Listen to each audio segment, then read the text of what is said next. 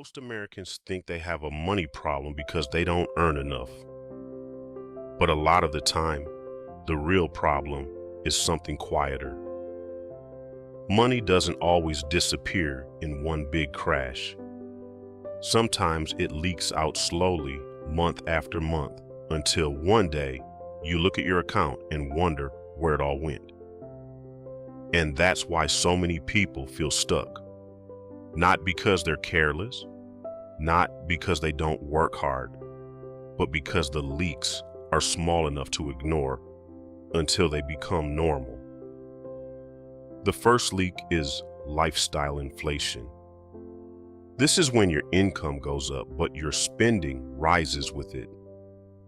You get a little more money, and suddenly the apartment gets nicer, the car payment gets bigger, the food gets more expensive, and your treats become regular habits.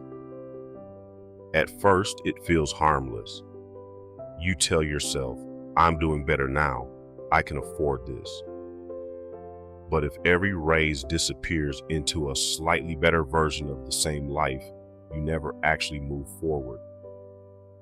And here's the part most people miss. Earning more does not automatically create more freedom. Sometimes it just creates a more expensive version of stress. The second leak is invisible spending. Subscriptions, convenience purchases, delivery fees, impulse buys, small charges that don't feel serious in the moment. $5 here, $15 there, a few more charges next week. None of it feels big enough to worry about. But that's exactly why it works so well against you. Because small leaks don't look dangerous until they're repeated over and over. The third leak is emotional spending. This one is the hardest because it doesn't feel like bad money management. It feels like relief. After a stressful workday, a bad week, or a frustrating month, spending can feel like a reward. A little shopping, a nicer dinner, a quick purchase that says, I needed this. And sometimes you really do need comfort. That's human. But if money starts becoming your coping mechanism, it slowly becomes part of the stress instead of the solution. That's when the cycle starts. Stress, spend, regret, repeat.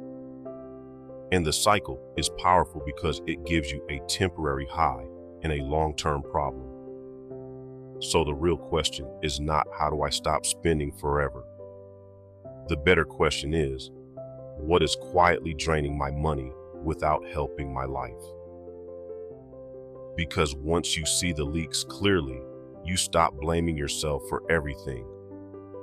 You start noticing patterns. You start making cleaner choices.